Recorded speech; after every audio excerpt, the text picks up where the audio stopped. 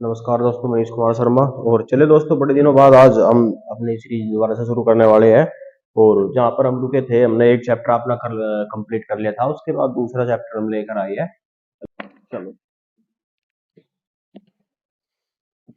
देखो भाई, जहां तक हमने कल कर लिए थे, अब उसके बाद आगे देखेंगे। ये कह रहा है, जैसे पहले ही क्वेश्चन है, क्वेश्चन तो लिखते नहीं, डायरेक्ट क्वेश्चन बोल लेंगे अब हम। ठीक है ना। अब की बार हमने पैटर्न चेंज कर दिया, क्वेश्चन लिखने से बढ़िया क्वेश्चन बोल लेंगे। ये कह रहा है यदि किसी संख्या में 21 जोड़ा जाता है, क्वेश्चन को इतना आराम से बोल लेंगे कि क्वेश्चन लिखे हुए के बराबर ही हो जाएगा। ये कह रहा है यदि किसी संख्या में 21 जोड़ा जाता है, और क्वेश्चन लिखने के साथ साथ बोलने के साथ साथ जितना भी क्वेश्चन में बोलता रहेगा उतना ही क्वेश्चन हम करते रहेंगे। ये कह रहा है यदि किसी संख्या में 21 जोड़ा जाता है, कोई संख्या x थी और x में अगर 21 जोड़ दिया जाता है, तो ये कह रहा है अपनी के 3 गुणे से, अपनी का 3 गुना तो 3 गुना x, 3x, वह अपनी के 3 गुणे से 7 कम हो जाती है, -7।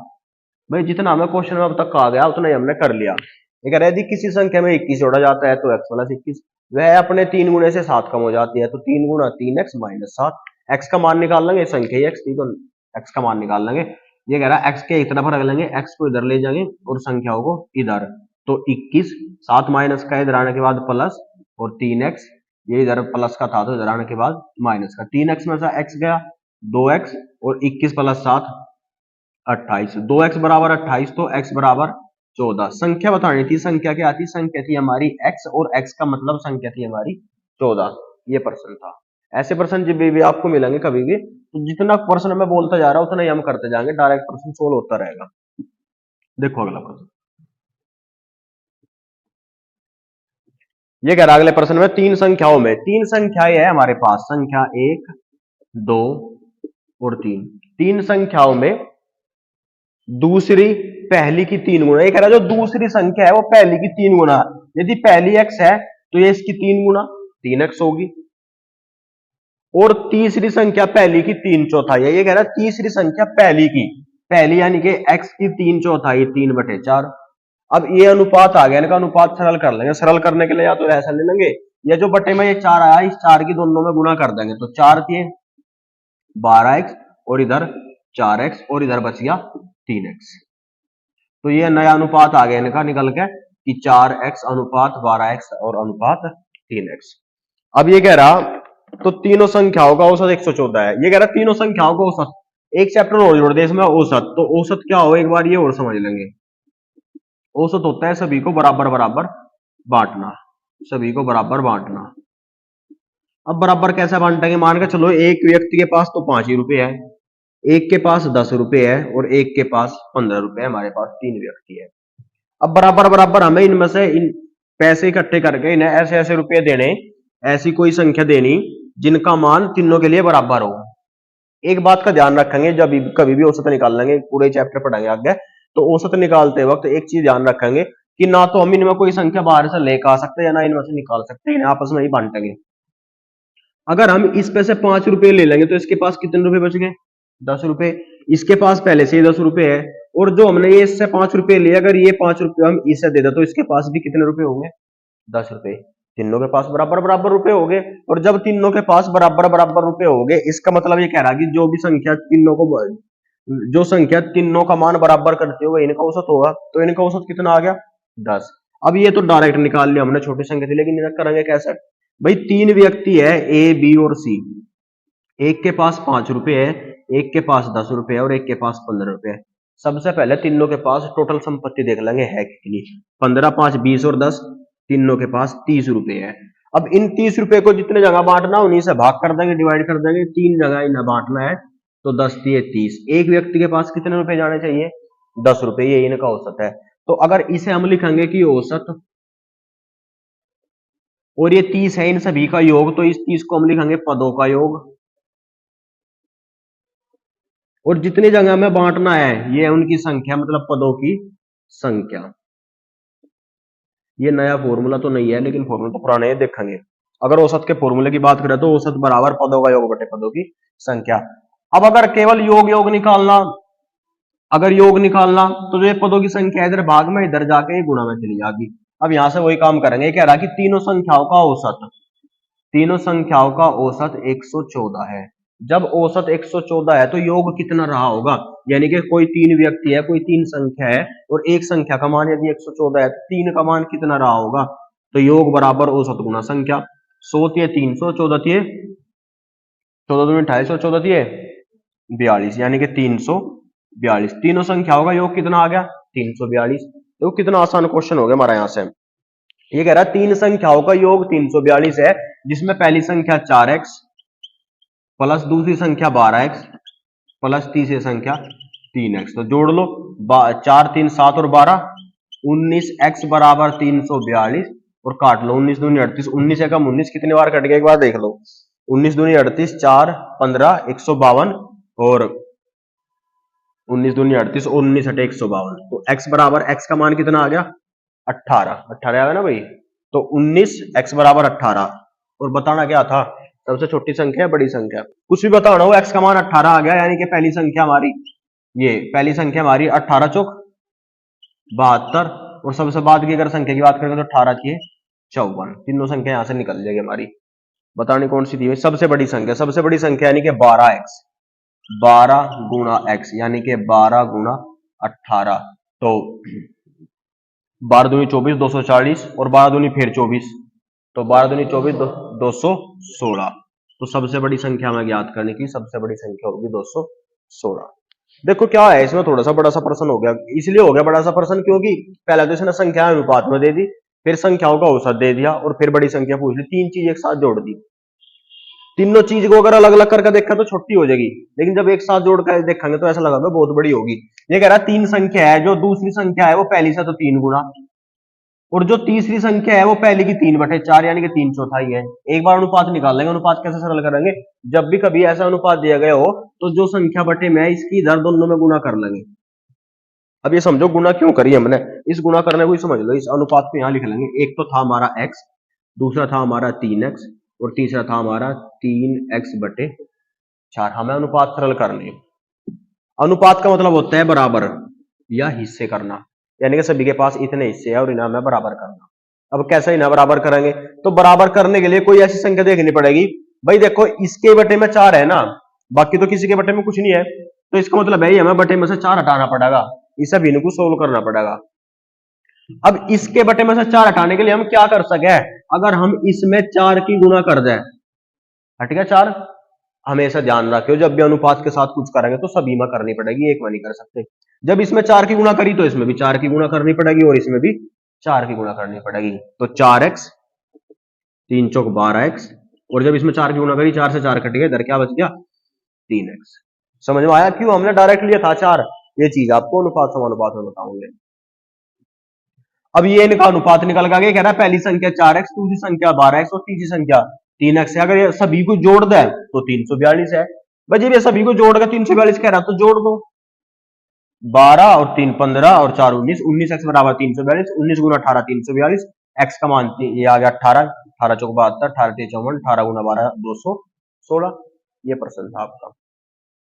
देखो अगला प्रश्न, ये कह रहा है किसी संख्या की 3 गुनी से 7 घटाने पर, किसी संख्या, भाई अब की बार फिर वही प्रश्न दे दिया, जो भी कह रहा है वही करो। किसी संख्या की 3 गुनी 3x से 7 घटाने पर -7, किसी संख्या की 3 गुनी संख्या से 7 घटाने पर परिणाम 14 प्राप्त होता है बराबर 14। बिल्कुल आसान प्रश्न है। ये कह रहा है किसी संख्या का 3 गुना, कोई संख्या है x का 3 गुना 3x से 7 घटाने पर -7 बराबर 14 प्राप्त होता है। 7 इधर माइनस का है, इधर जाने के बाद प्लस का हो जाएगा, तो 14 + 7 बराबर 3x, 14 और 7 21 बराबर 3x। जब 21 बराबर 3x है तो x बराबर कितना आ गया, और x ही हमारी संख्या थी, संख्या बताइए, तो संख्या हमारी 7। आया समझ में। इससे पहले भी तो ऐसे ही था कि किसी संख्या में से 21 घटाने पर उसी संख्या के 3 गुणे में से 7 घटाने पर बराबर होता है। तो ये भी ऐसे है, किसी संख्या का 3 गुना तो 3x में से 7 घटाने पर -7 बराबर 14 प्राप्त होता है बराबर 14। x का मान निकाल लो, कहानी खत्म।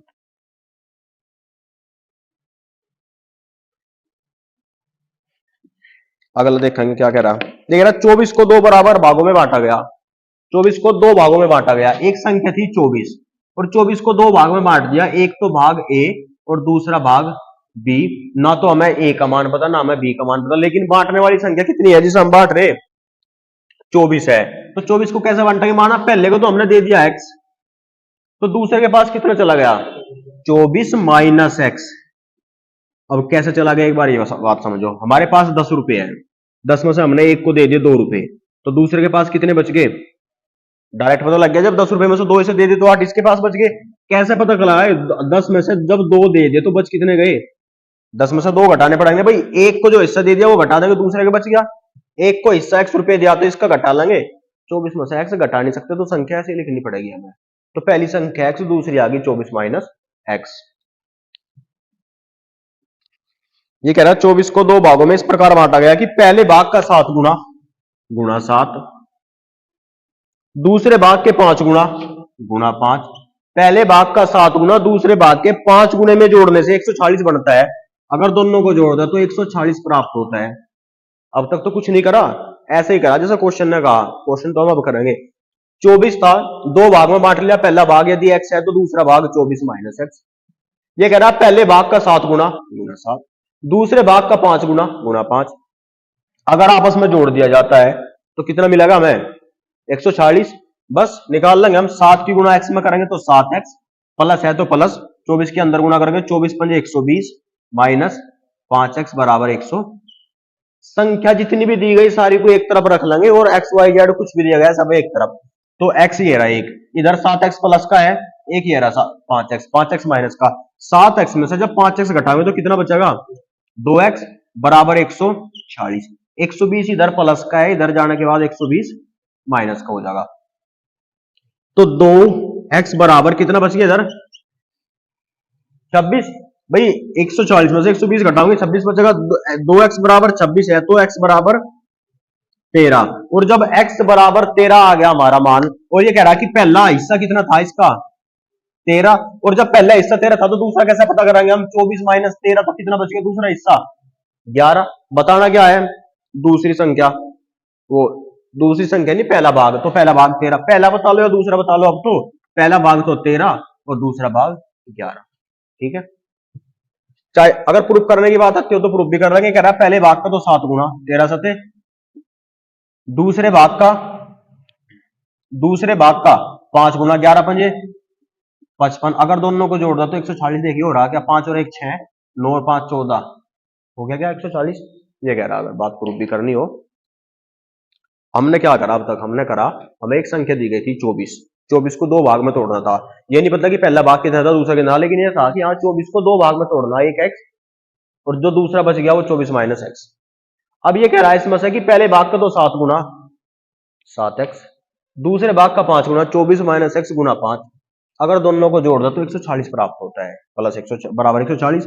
अब x का मान निकालना, जो x का मान निकलेगा वही हमारी पहली संख्या होगी, 7x प्लस में 120 माइनस 5x बराबर 140, 2x बराबर इसमें से घटा लेंगे 26, x बराबर 13, और x क्या थी हमारी, x पहला हिस्सा था, अगर 24 में से पहला हिस्सा घटा लेंगे दूसरा बच जाएगा, दूसरा कितना बच गया 11, पहला पूछ रहा तो पहला बता दो, दूसरा पूछ रहा तो दूसरा।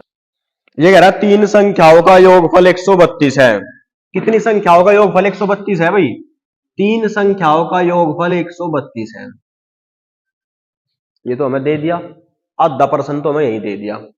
अब हमें इनके अनुपात रखने, अनुपात कहां से रखेंगे, अनुपात का मतलब ये कह रहा कि संख्या इसने 1 गुनी 2 गुनी 3 गुनी 4 गुनी ऐसा करके देगा, अगर ये सरल करना आ गया हमारे पे तो क्वेश्चन करना आ गया। अब देखो क्या क्या आ रहा है, ये कह रहा है यदि पहली संख्या दूसरी से 2 गुनी, यदि पहली संख्या दूसरी से 2 गुनी मतलब दूसरी अगर x होगी तो पहली इसका 2 गुना 2x होगी, और तीसरी संख्या पहली की 1/3, और तीसरी संख्या पहली की 1/3, 2x गुना 1/3 राम राम भाई, बढ़िया। अब इस क्वेश्चन को 2 तरीके से कर सकते हैं, तो कोई ऐसी संख्या मान लो डायरेक्ट, ये यहीं से ही कर लो कोई बात नहीं, ये संख्या कितनी निकल कर आ गई 2x, ये कितनी आ गई x, और ये कितनी आ गई 2x/3। अब यहीं आपको एक ऐसी संख्या बताई थी भाई, इसमें से भिन्न में से 3 हटाना, बताओ क्या करेंगे इसे हटाने के लिए, अभी तो बताया आपको, बता दो एक बार। अगर बटे में से 3 को हटाना तो सभी में 3 की गुणा कर देंगे, 3 से 3 हट गया 3x, और 3 दूनी 6x, अब अनुपात बन गया हमारा 6x 3x और 2x। अब ये अनुपात हम अगर हमारी बहुत ज्यादा प्रैक्टिस है तो डायरेक्ट भी निकाल सके। कैसे निकाल सके, समझो कैसे निकाल सके। ये कह रहा कि पहली संख्या दूसरी की दोगुनी और तथा तीसरी संख्या पहली की एक तिहाई है, ये कह रहा। तो सबसे पहले सबसे आखिरी संख्या मान लेंगे हम। सबसे पहले किस संख्या को मान लेंगे, सबसे आखिरी संख्या को मान लेंगे और ऐसी संख्या मान लेंगे कि इसका 3 गुना कहीं इनका आधा भी होता हो। यदि हम इसी संख्या को अगर 2 मान लेंगे, इस संख्या को क्या मान लेंगे हम 2, और जब ये 2 है इसका मतलब ये इसकी 3 गुनी होनी चाहिए। तो कितना आ गया ये 6x, और जब ये 6x आ गया तो ये कह रहा है ये इससे आधी है तो ये कितनी बच गई 3x। ये अनुपात उल्टा भी हम सोच सके, लेकिन उल्टा अनुपात हम कब सोच सके, जब सोच सके जब इस अनुपात को हम इस अनुपात से हमने लगातार क्वेश्चन कर रखे हो। तो अनुपात आ गया हमारा 6x 3x और 2x। ये कह रहा है कि तीनों को हम जोड़ देंगे तो हमारे हमें 132 प्राप्त होता है। तो 2 और 3 5 और 6 11x बराबर 132 और 12 गुना 11 132। तो x बराबर कितना आ गया हमारा 12, x का मान 12 आ गया। पूछ क्या रहा हमारे से दूसरी संख्या, और दूसरी संख्या कितनी है 3x। 1x बराबर 12 तो 3x बराबर 12 थी 36, 2x बराबर 12 दूनी 24, 6x बराबर 12 ठीक 72। कोई सी भी संख्या बता लो, दूसरी तीसरी पहली, सब संख्या निकाल सके हम।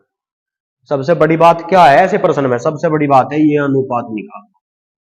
ये अनुपात निकल के आ गया, सभी का योग दे रखा तो योग कर देंगे, अंतर देता तो अंतर करते, गुणनफल देता तो गुणनफल करते। ये तो बाद की बात है, योग दे रखा तो सभी का योग कर दिया। सबसे बड़ी बात है, सबसे पूरा प्रश्न यहां हो जाएगा आपका अगर आपने ये सही कर दिया।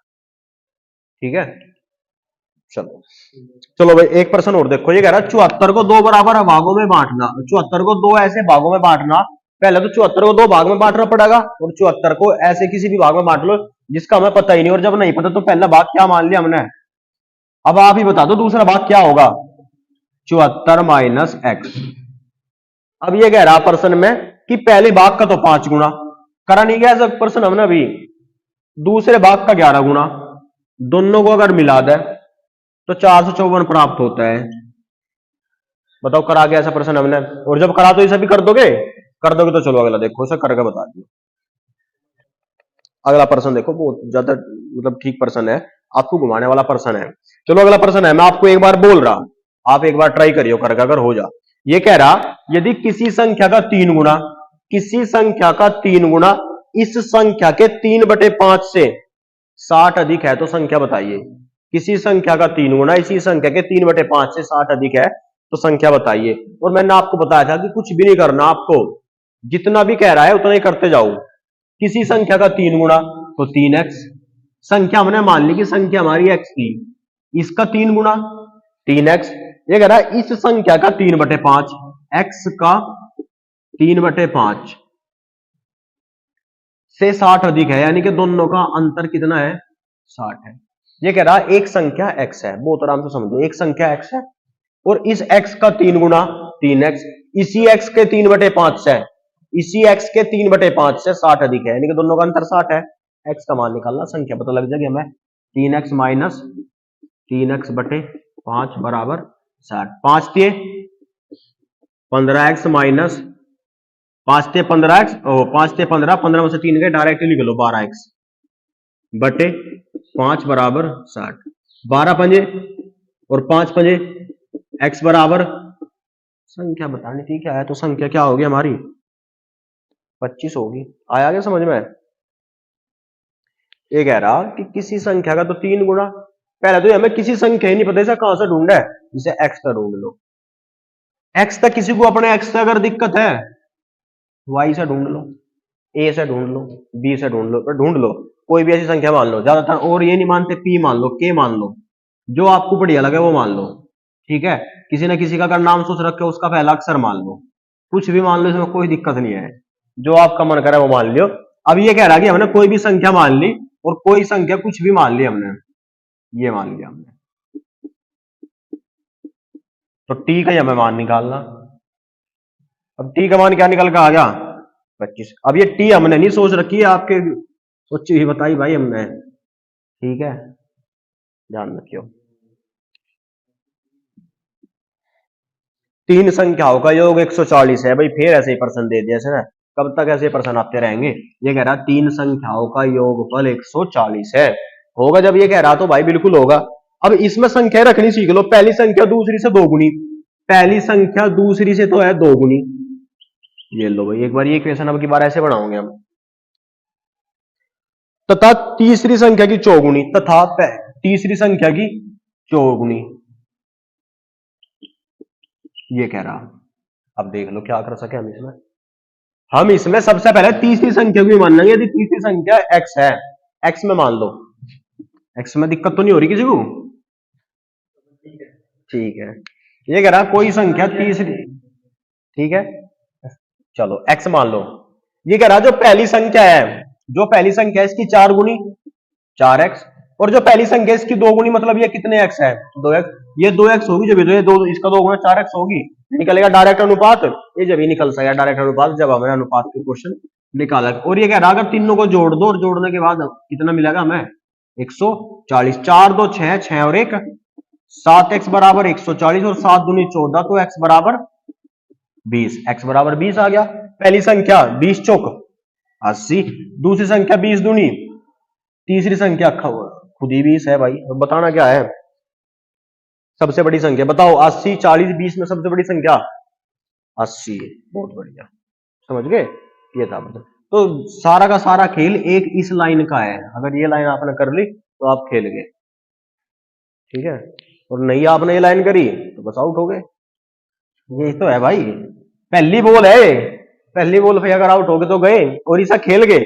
ये वही रोहित शर्मा वाली बॉल है, अगर खेल गया आ गया तो गया शतक, और नहीं खेलेगा तो भाई पहले ही ओवर में जा दिया।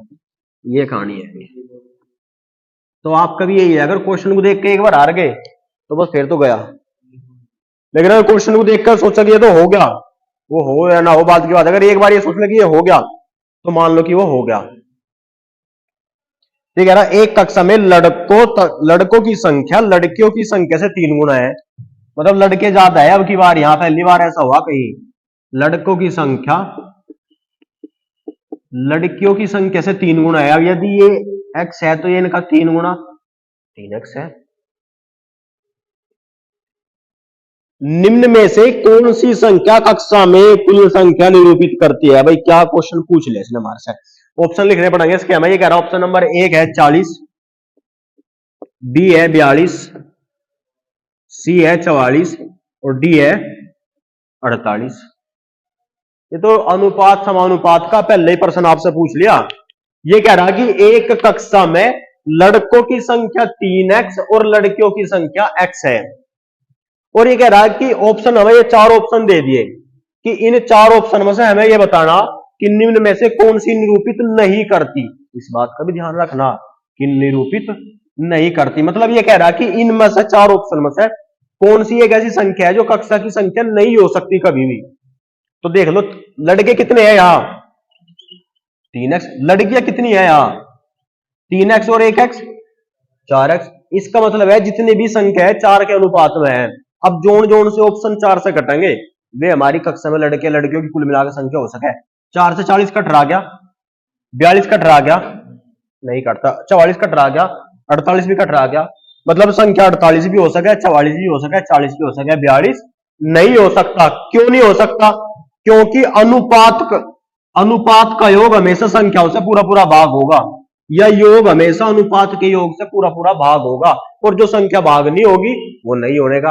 अब अगर आपने इस प्रश्न में ये नहीं पढ़ा तो पहले ही ऑप्शन लगेगा आपको 40, 3 और 1 4, 4 दाई 40, तो पहला हो गया। ये तो देख लो पूछ क्या रहा, हो तो गया 40, अच्छी बात है, तो आपने कर लिया, पता भी है आपको, लेकिन हो तो 42 ये 44 48 भी रहा, ये पूछ रहा कौन सा नहीं हो सकता। इस बात का उससे ज्यादा ध्यान रखना जितना ध्यान हम इस प्रश्न को करने पर रखेंगे, ठीक है।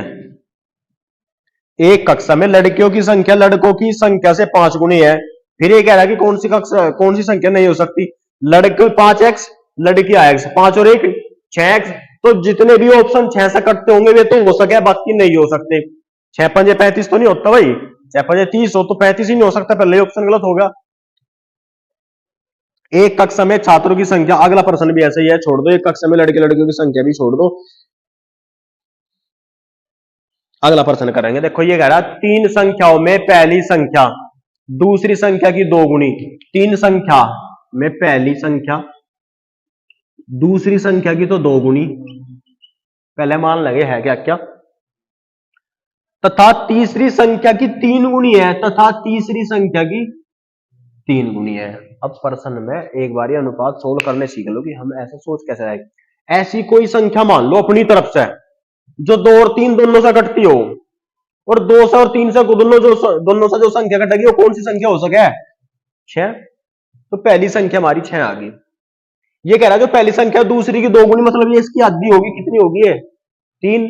और ये कह रहा है इसकी जब तीन गुणी है तो ये इसकी एक तिहाई नहीं होगी, तो ये कितनी होगी? दो। बात ही खत्म होगी, ऑप्शन भाई डायरेक्ट अनुपात निकल के। ये कह रहा है ये इसका दो गुना और ये इसका तीन गुना, मतलब यहां से हमें ऐसी संख्या सोचनी जो दो से और तीन से दोनों से कट जा, यानी कि इनका लेस है। और ऐसी कौन सी संख्या है? ऐसी संख्या छह है जो दो से तीन से दोनों से कटेगी। तो सबसे बड़ी संख्या छह आ गई हमारी, छह के अनुपात में। जब पहली संख्या 6x आ गई हमारी, तो दूसरी संख्या ये कह रहा है दूसरी संख्या से ये दो गुणी है, जब ये दो गुणी तो ये अपने आप आधी होगी इससे, तो ये कितनी आ गई? 3x। और ये तीन गुणी है तो ये कितनी होनी चाहिए इसके हिसाब से? 2x। अब देख लो प्रश्न में कह क्या रहा है, योग दिया या क्या दिया? 88। ये कह रहा है इन तीनों संख्याओं का औसत, इन तीनों संख्याओं का औसत कितना है? 88। और हमने अभी तो बताया आपको अगर औसत दे रखा है और योग निकालना है तो औसत में संख्याओं के अंकों की गुणा करेंगे। कितनी संख्या है? तीन। तो 8 3 24 240 और 8 3 24 264। तो तीनों संख्याओं का योग कितना आ गया? 264। और ये कह रहा है योग 264 नहीं है, योग तो 6 3 9 और 2 11x है। 11 से भाग करने का नियम कल बताया आपको, नहीं बताया? सम स्थान के अंकों का योग और विषम स्थान के अंकों के योग का अंत या तो 0 या 11 से भाग हो। ऐसा नहीं करते तो एक एक संख्या को छोड़ देंगे, एक एक संख्या ले लेंगे। पहली संख्या ले, पहली संख्या क्या है? 2। एक संख्या छोड़ दी है वाली, अगली ले कितनी है? 4। 4 और 2 जो उनसे छोड़ दी है कितनी है? दोनों का अंतर 0 है क्या? और 0 है तो 11 से भाग हो जाएगी। करो भाग, 11 से भाग, 4 और 2 6, तो कितना आ गया? 24 ही आ गया। कैसा ले लिया हमने? 24। हमने बताया अगर दो अंकों की संख्या में हमें 11 की गुणा करनी तो पहला तो अंक ऐसा कैसे लिखेंगे, बाद का अंक फिर ऐसा कैसे लिखेंगे, और बीच में दोनों का योग लिख देंगे। तो x का मान कितना आ गया? 24। और जब x का मान 24 आ गया, एक बार हम ये देख लो कि बताना क्या है। तो सबसे छोटी संख्या दोनों में से कौन सी दिखाई दे रही है? तीन में से एक x बराबर 24 है, तो 2x बराबर बता दो भाई कितना होगा? 48 होगा क्या? ठीक है।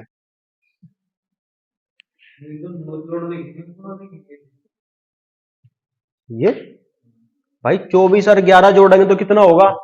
35। और ये तो ज्यादा लिख रहा, गुना ही तो है। बताओ क्या पूछ रहे हैं, क्या पूछ रहे? बीच में पहली संख्या ऐसे कैसे लिख देंगे, बाद की संख्या भी ऐसे लिख देंगे, और बीच में दोनों को जोड़कर लिख देंगे। समझे? बस समझते ही रहोगे अगर क्लास देखते रहोगे। अगला प्रश्न दो तरीके से सोचने का है और 2 ही सेकंड का है। यदि किसी संख्या में जब 26 जोड़ा जाता है तो x में अगर 26 जोड़ा जाता है तो वे कह रहा कि वह अपनी 113% हो जाती है। दो तरीके से सोच लो प्रश्न को। ये जो पूरे का पूरी टाइप आओगी प्रतिशत में ऐसे समझा देंगे आपको कि आप इसमें कभी भी मार नहीं खाने के। ये कह रहा है यदि किसी संख्या में 26 जोड़ा जाता है, यदि किसी संख्या में 26 जोड़ा जाता है तो वह अपनी 113% हो जाती है। कोई भी संख्या अपने, अगर अपने की बात करेंगे, कोई भी संख्या कोई भी मान अपने आप में कितना प्रतिशत होगा? 100% होगा। और ये कह रहा है जब इसमें हम 26 जोड़ देते हैं तो कितना प्रतिशत हो जाती है अपना? 113। मतलब कितना प्रतिशत बढ़ेगी वो? कितना जोड़ने पे? 26 जोड़ने पर 13% बढ़ेगी। तो 1% से कितना बढ़ रहा? और जब 1% तो 2 बढ़ रहा तो 100% से कितना बढ़ेगा? तो संख्या 200 थी हमारी। समझ में आए? पक्का? नहीं भी आया तो समझ लो। ये कह रहा है किसी संख्या में x में 26 जोड़ा जाता है तो वह अपनी 113% हो जाती है। तो ये 100 इधर भाग में आ गए, इधर गुणा में ले जाएंगे तो 100x प्लस 2600 बराबर 113x। गुणा कर दी डायरेक्ट। ठीक है भाई। 100x इधर जाएगा, घट जाएगा, कितना बच गया? 13x बराबर 2600। 13 दूनी 26, तो x बराबर कितना आ गया? 200। ऐसे कर लो एक्स से, जब भी हो जाएगा।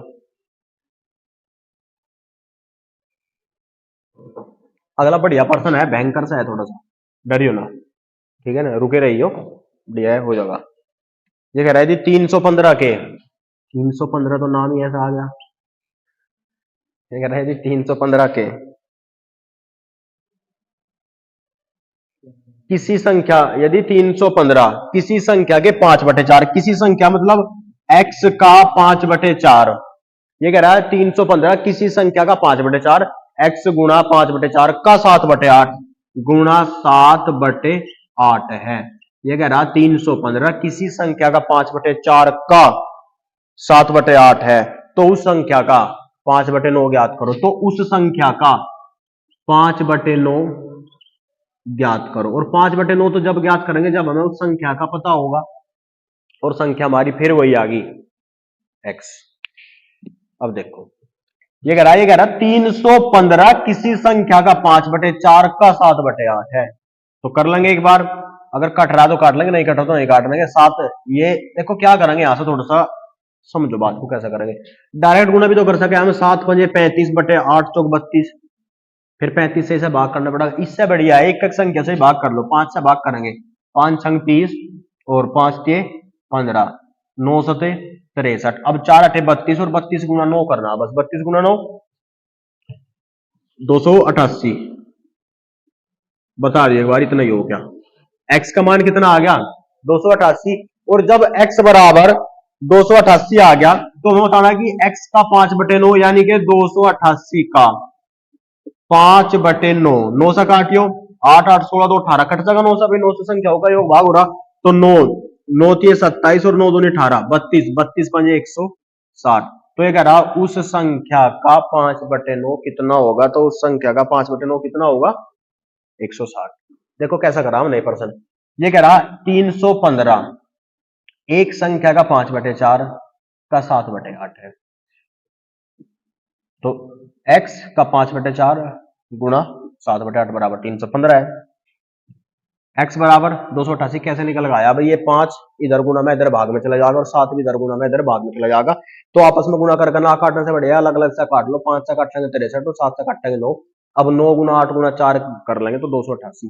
x का मान 288 आ गया, तो ये बताना कि x का 5/9, x गुना 5/9, 9 से काट लेंगे 32 और 32 5 160, तो वह संख्या का 5/9 कितना होगा 160। सबसे बड़ी बात यह है जितना प्रश्न में दे रखा है बस उतना रखते चले जाओ, और उससे अलग कुछ नहीं करना अपने दिमाग से, अपने दिमाग से बस क्वेश्चन पढ़ के लिखना है, करना है। यदि किसी संख्या के 170% को 66 में जोड़ा जाता है तो परिणाम संख्या के 2 गुणे के बराबर होता है। देखो ये कह रहा है यदि किसी संख्या का 170%, यदि किसी संख्या, कोई संख्या हमने x ले ली, और ये कह रहा है इसका 170% x गुना 170/100, इसका 170% को 66 में जोड़ा जाता है +66, तो ये कह रहा है तो परिणाम संख्या के 2 गुणे के बराबर होता है, तो परिणाम संख्या का 2 गुणे के बराबर होता है। ऐसे ही तो करा जैसा प्रश्न में हमें कहा गया। ये कह रहा है यदि किसी संख्या x का 170% 170/100 में 66 जोड़ा जाता है तो उसका 2 गुना प्राप्त होता है, यानी कि 2x प्राप्त होता है। कर लो, 0 से 0 कट गई, 17x/10 + 66 बराबर 2x। 10 की इसमें गुणा करो 660, और 660 या तो इसमें गुणा ही कर लो पहले, या इसे इधर ले जाओ, इसे इधर ले जाओ। ये कह रहा है 17x/10, 2x इधर प्लस का इधर आकर माइनस का हो गया, माइनस का 2x बराबर माइनस का 66, इधर प्लस का था इधर जाने के बाद माइनस का हो गया। या उल्टा कर लो, ऐसे माइनस का ना करो, इसे उल्टा कर लो। उल्टा कैसा, 66 को तो इधर ही रख लो, 66 बराबर 2x इधर पहले से ही है, इसे ही इधर लेके चले जाओ तो इधर जाके ही हो गया माइनस का 17x/10। बाद की एक लाइन बच जाएगी हमारी, 10 दूनी 20, और 20 में से 17 गई, 3x/10 बराबर 66, 22 के 66 और 22 गुना 10 220। तो ये कह रहा संख्या बताइए, x का मान बताइए, और x का मान कितना हो गया हमारा 220, तो संख्या का मान हमारा 220। ये आया समझ में।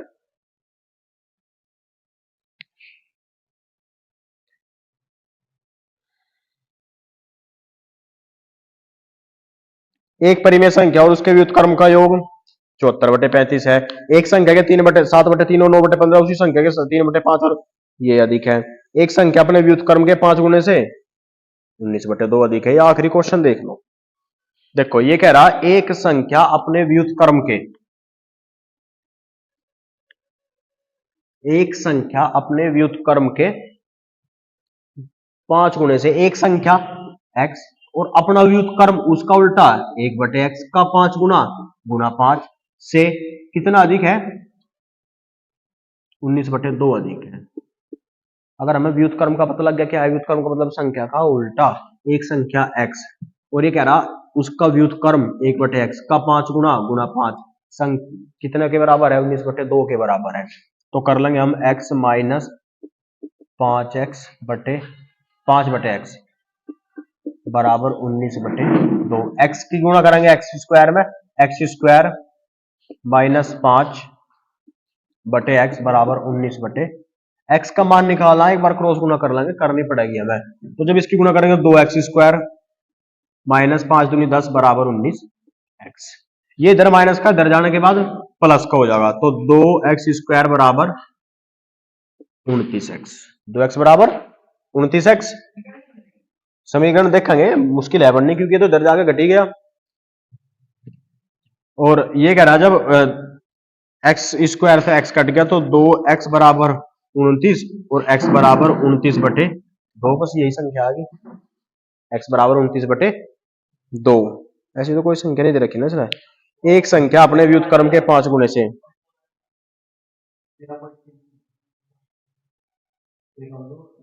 एक संख्या अपने व्युत्क्रम के 5 गुने से, एक संख्या x अपने व्युत्क्रम का 5 गुना 1 या 5 ले लो x बराबर 19/2 है। x की गुणा करेंगे x में, स्क्वायर माइनस 5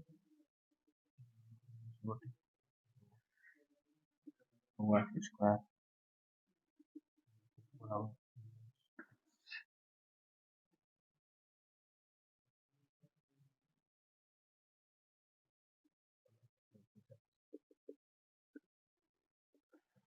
हल तो ठीक है, कहना क्या चाहना।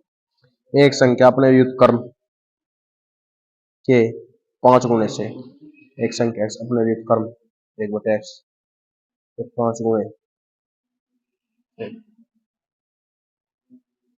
तो कह रहा यार हमने बंद कर भाई, बस कभी दो नहीं हो जा ना तो कट जाएंगे।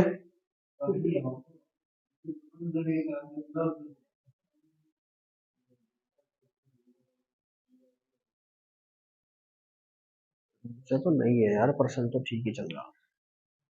एक संख्या x अपने व्युत्क्रम 1/x का 5 गुना से 19/2 अधिक है। अगर संख्या में से उसके 5 गुना बताओ तो x माइनस 5/x बराबर 19/2। बात तो एक ही है यार। अगर ये लेंगे हम x, ये इधर माइनस का इधर जाकर प्लस का हो जाएगा। 19/2 प्लस 5/x भी एक तरफ कर लिया हमने। x बराबर तो एलसीएम ले लेंगे 2x, 2 से 2 कट गया 19x, x कट गया 5 दूनी 10, 2x इधर चला गया, तो x स्क्वायर बराबर 19x प्लस 10। अच्छा ये भी होता है क्या? शब्द भी वास्तव में बढ़ेगी, सही कह रहे भाई। ये इधर चला गया तो x square minus 19x minus, हाँ समीकरण बन गई भाई। और समीकरण बनेगी 10 दूनी 20 और 20 एकम 20, तो 2x स्क्वायर माइनस का 20x प्लस का x माइनस के 10। यहाँ से कॉमन ले लेंगे हम, 2x कॉमन ले लेंगे तो यहाँ क्या बच गया x माइनस 10, और यहाँ से हम x कॉमन ले लेंगे तो x माइनस वो 1 कॉमन ले लेंगे तो x माइनस 10 ही उठा लेंगे। x माइनस 10 बराबर 0, तो x बराबर 10 संख्या 10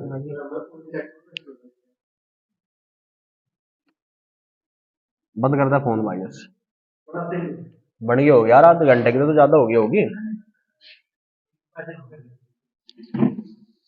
ये कह रहा भेड़ तथा गडरियों के एक समूह में 16 पैर है। एक तो भेड़ और गडरिये, अगर इनके पैरों की संख्या हम जोड़ेंगे तो इनके जो पैर है, इनके पैरों की कुल संख्या 16 है। अब ये कह रहा जो सिर की संख्या से 10 अधिक है, इसका मतलब जो सिर है वो पैरों से 10 कम है। भाई सिरों की संख्या, ये कह रहा है जो पैर है वो सिरों की संख्या से 10 अधिक है, मतलब इसका मतलब सिर कम है ना 10 पैरों से। और जब पैर 16 है तो सिर कितने होंगे हमारे? 6। अब एक नया प्रश्न बनेगा यहां से हमारा, ये कह रहा कि एक समूह में भेड़, अगर ये एक प्रश्न समझ लिया तो सारे समझ लिए। एक समूह में भेड़ और गडरिया, अगर इनके पैरों की संख्या हम ज्ञात करेंगे, पैरों की संख्या देख रहे हैं हम तो 16 है, और अगर सिर की संख्या हम देख रहे तो 6 है। सोचने की बात क्या है कि अगर कोई गडरिया है, कोई भेड़ है, कोई बकरी है, हाथी है, कुछ भी है, सबके सिर कितने होंगे? एक ही सिर होगा। और जब एक सिर होगा इसका मतलब हमें एक बात पता लगी कि भेड़ और गडरिया दोनों को मिलाकर कुल संख्या 6 है। कुल संख्या 6 है क्योंकि सबके एक सिर होगा और सिरों की संख्या 6 है। अब एक बात देखो, क्वेश्चन को थोड़ा ध्यान से करेंगे। ये कह रहा जब टोटल की कुल संख्या 6 है और 6 में से एक तो है भेड़ और दूसरे है गडरिया, अगर हमने भेड़ को x मान लिया तो गडरिया कितने बच गए? 6 माइनस एक्स। इसके बाद ये कह रहा कि एक भेड़ के कितने पैर होंगे? 4 पैर होंगे। जब एक भेड़ के 4 पैर होंगे तो x भेड़ के कितने पैर होंगे? 4x पैर होंगे, प्लस और गडरिया के कितने पैर होंगे? 2 पैर होंगे, तो 6 माइनस एक्स के कितने पैर होंगे? गुणा 2। और ये अगर कुल पैर मिलाओ तो कुल पैरों की संख्या कितनी होगी? 16।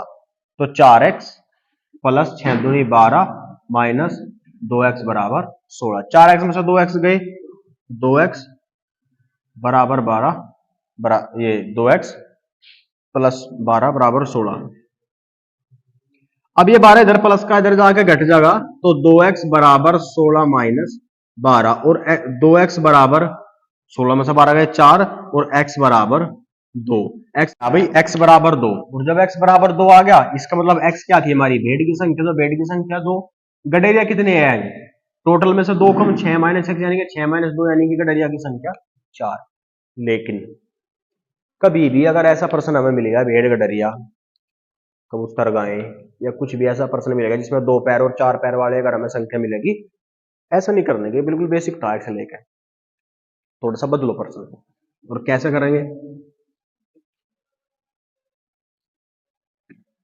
अगर भेड़ और गडरियों के पैरों की बात करेंगे हम तो कुल पैर 16, और अगर सिर की हम बात करेंगे तो कुल सिर 6। ये 2 चीज हमें हर प्रश्न में मिलेगी और वहीं से हम समझ कर चल रहा। अब एक बात बताओ, अगर हमें भेड़ की संख्या बतानी तो गडरियों से प्रश्न करेंगे, और गडरियों की संख्या बतानी तो भेड़ से प्रश्न करेंगे। प्रश्न में पूछ क्या रखा? भेड़ों की संख्या। भेड़ों की संख्या पूछ रखी तो सभी को गडरिया मान लेंगे, सभी को क्या मान लेंगे? गडरिया। अब सभी के सभी कितने हो सके? कुल सिर कितने हैं? 6, मतलब कुल संख्या 6 है, और 6 की 6 हमने गडरिया मान ली। एक गडरिया के कितने पैर होंगे? 2 पैर होंगे। एक गडरिया का 2 पैर है तो 6 गडरिया के कितने पैर होंगे? 6 दूनी 12 पैर होंगे। अब ये कह रहा कुल पैर कितने हो गए अगर सभी को गडरिया मानना है? 12। लेकिन 12 नहीं, प्रश्न में कितने पैर दिए? 16। कितने का अंतर आ गया? 16 माइनस 12 बराबर कितने का आ गया? और प्रश्न में केवल ये भेड़ और गडरिया 2 ही संख्या है तो 2 से भाग करेंगे, 2 दूनी। प्रश्न किससे लेगा करा हमने? गडरिया से लेगा करा, तो जो आंसर आएगा वो भेड़ों की संख्या होगा। तो भेड़ों की संख्या कितनी आगे निकल के? 2। ये बात समझ में आई क्या? अब देखो इसी प्रश्न को दोबारा भेड़ से करो। भाई अगर 2 ये है तो 4 वे बच गए। इसी प्रश्न को एक बार दोबारा, अब की बार भेड़ से करेंगे। सभी की सभी को हमने भेड़ मान लिया, तो भेड़ कितनी होगी हमारी? 6। और एक भेड़ के कितने पैर होंगे? 4। तो 6 भेड़ के कितने पैर? लेकिन प्रश्न में कितने पैर दिए गए? 16 पैर दिए गए। और जब 16 पैर दिए गए तो घटा लिए, कितने बच गए? 8। 8 को 2 से भाग करेंगे क्योंकि 2 जगह 8 है, तो कितना बच गया? गडरियों से भेड़ से अगर लेकर करेंगे तो किसकी संख्या निकल का होगी? गडरियों की। गडरियों से करेंगे तो किसकी संख्या निकल का होगी? आगे सारे प्रश्न ऐसे ही करेंगे, अगला प्रश्न बिल्कुल इसी के जैसा देखेंगे। ये कह रहा है एक चिड़ियाघर में चूहे और कबूतर है। एक चिड़ियाघर में चूहे और कबूतर है। चूहे के कितने पैर होंगे? गिने नहीं होंगे, फिर भी 4। और कबूतर के 2। और ये कह रहा अगर इनकी बात करेंगे तो अगर सिर की बात करेंगे तो कुल सिर कितने होंगे? 90। और पैर की बात करेंगे तो कुल पैर कितने हैं? 2 और 2 4।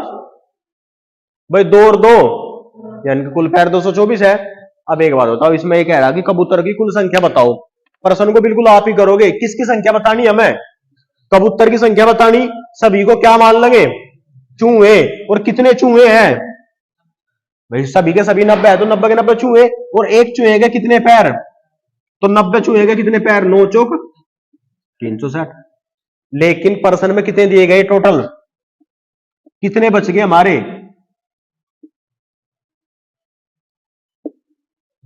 136 बच गए क्या? 136। और 2 जगह बांटना तो किससे भाग करेंगे? 2 छिक और 2 छिक फिर 12। प्रश्न करा था हमने चूहे से लेकर, और तो जब चूहे से लेकर करेंगे किसकी संख्या निकल कर आओगी?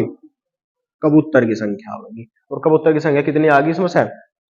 66। ओ सॉरी 2 8 16 है ना? 2 8 16। भाई 2 छिक 12, 1 बच गया 16, 2 8 16। कोई बात नहीं, ये आंसर में एक इधर उधर हो गया, उस चीज को छोड़ दो। समझने की चीज केवल यहां से थी। सारे ऐसे ही होंगे, ठीक है? सारे करके देखेंगे क्योंकि 5 मिनट में सारे हो जाएंगे। अब ये दिक्कत ही खत्म है आपकी आज के बाद। इस वीडियो को कम से कम 1-2 बार और पिक्चर बैक करके देख लियो। 2 बार लगातार वीडियो देख लियो। किसी मैथ से कोई भी कबूतर का, चिड़िया का कोई भी प्रश्न उठा के 2 पैर और 4 पैर वाले कोई भी प्रश्न कर सको। इसी के ऊपर एक अलग से वीडियो हमने पहले भी डाल रखी। अगले प्रश्न में कह रहा है कि किसी व्यक्ति के पास कुछ मुर्गी और कुछ गाय है। कुछ तो है मुर्गी और प्लस में कुछ है गाय। अब एक जगह तो इनके सिर दिए गए होंगे और एक जगह इनके पैर दिए गए होंगे। सिर की संख्या, पैरों की संख्या तो 140 और मस्तक का मतलब होता है माथा यानी कि सिर। सिरों की संख्या है 48। किसकी संख्या बतानी है हमें? मुर्गी की। अगर मुर्गी की संख्या बतानी तो सभी को क्या मान लेंगे? क्या मान लेंगे? गाय। भाई मुर्गी बतानी तो गाय मान लेंगे। और टोटल सिर कितने हैं? 48। और एक गाय का कितने पैर? 5 चौक 20, 200 और 2 चौक 8 तो कितना आ गया? 192। टोटल कितने आ गए? 192। ये कह रहा है 192 नहीं, हमारे पास तो पैर कितने हैं? 100। कितना बच गया? और जितना भी बच गया उसका आधा कर देंगे। 26 दूनी क्या बतानी थी हमें? मुर्गी की संख्या। तो मुर्गी कितनी आ गई हमारी? 26। मुर्गी आ गई हमारी 26। समझ में आया? अगला भी देख लो एक बार प्रश्न। बस इतनी जल्दी प्रश्न होते चले जाएंगे, प्रश्न लिखने की भी जरूरत नहीं पड़ने की आपको। देखो क्या कह रहा, ये कह रहा कि एक चिड़ियाघर में कुछ संख्या में पेंगुइन और कुछ संख्या में ध्रुवीय भालू है। एक तो पेंगुइन है और एक ध्रुवीय भालू है। भालू के कितने पैर होंगे और पेंगुइन के कितने पैर हो? पेंगुइन में ही है जो 2 अगले भी हाथ हो, इनके हाथ से नहीं होते, पंख टाइप हो कुछ। हाँ तो पैर इनके कितने पैर होंगे? 2 और इनके 4। उन दोनों के सिरों की कुल संख्या कितनी है? 60।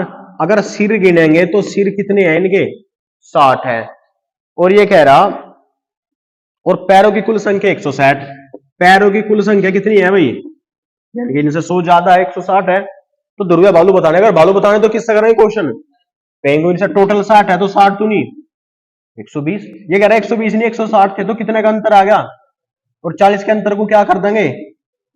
और 2 से भाग करके क्या आ गया? 20 और 20 आ गया इनकी संख्या। अगला प्रश्न भी यही है, एक बार इसे भी देख लो।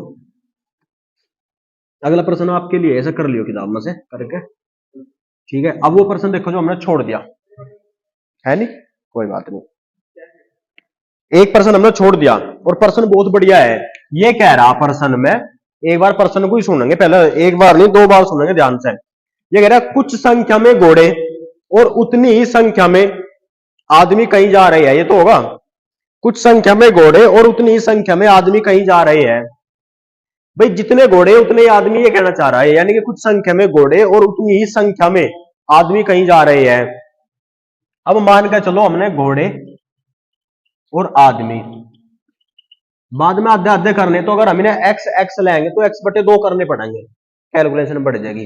तो इन्हें 2x ले लो, घोड़े की संख्या कितनी है 2x, तो आदमी की संख्या भी कितनी होगी 2x, क्योंकि ये कह रहा कि दोनों के दोनों बराबर है। अगर इन्हें x लाएंगे तो फिर x बटे 2 करना पड़ेगा, थोड़ी सी कैलकुलेशन बढ़ जाएगी। ऐसी संख्या ले लो जिसे आधा करने में संख्या भिन्न में ना बनती हो। तो घोड़े 2x ले लो, आदमी भी 2x ले लो, ठीक है। क्यों ले रहे दोनों को बराबर, क्योंकि जितनी संख्या में घोड़े उतनी संख्या में आदमी कहीं जा रहे हैं, मतलब दोनों की संख्या बराबर है। और जब दोनों की संख्या बराबर है, ये कह रहे पहले तो घोड़े के पैर देख लो कितने होंगे, घोड़े के पैर, एक घोड़े के कितने पैर होंगे, और आदमी के अगर पैर की बात करेंगे तो आदमी के कितने पैर होंगे 2। अब देखो समझो, जबकि शेष अपने घोड़ों का नेतृत्व करते हुए उनके साथ है, मतलब ये कह रहा कि आधे तो मालिक अपने घोड़े पर बैठे हैं और आधे उनका नेतृत्व करते हुए उनके साथ पैदल है।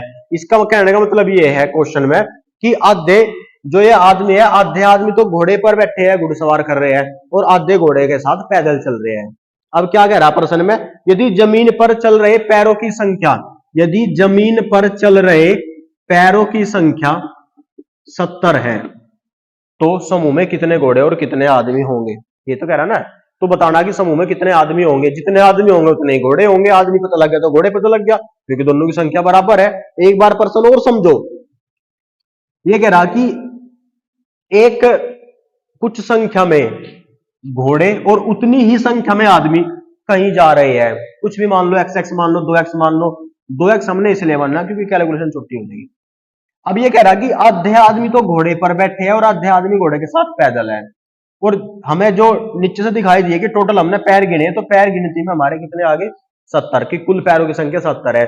अब एक बात बताओ, घोड़े तो जितने भी है जमीन पर ही चल रहे सारे के सारे, घोड़े तो कहीं बैठ नहीं सकते, तो घोड़ों की संख्या कितनी आ गई 2x, और एक घोड़े के कितने पैर होंगे, तो ये तो आगे घोड़े के पैर प्लस आदमी कितने हैं 2x, लेकिन आधे आदमी घोड़े पर बैठे और जितने आदमी घोड़े पर बैठे उनके पैर तो जमीन पर चलने के नहीं, तो इसका मतलब 2x में से x तो घोड़े पर बैठे तो बच कितने गए, और x के कितने पैर होंगे। और ये अगर सभी के पैर जोड़ दे तो पैरों की कुल संख्या कितनी होगी 70। 4 दूनी 8x प्लस 2x बराबर 8 और 2 10x बराबर x बराबर 7 आ गया पक्का। और जब x बराबर 7 आ गया तो 7 दूनी 14 घोड़े और 7 दूनी 14 आदमी, क्योंकि जितनी संख्या में घोड़े उतनी संख्या में आदमी कहीं जा रहे हैं। घोड़े की संख्या पूछा तो भी 14 और आदमी की संख्या पूछा तो भी 14। ये प्रश्न था, समझ में आ गया आपके, ठीक है। ये था आखिरी प्रश्न भाई, तो चलो बाकी की टाइप आगे देखेंगे, कहीं ना कहीं गे रहेंगे गड़बड़ करके।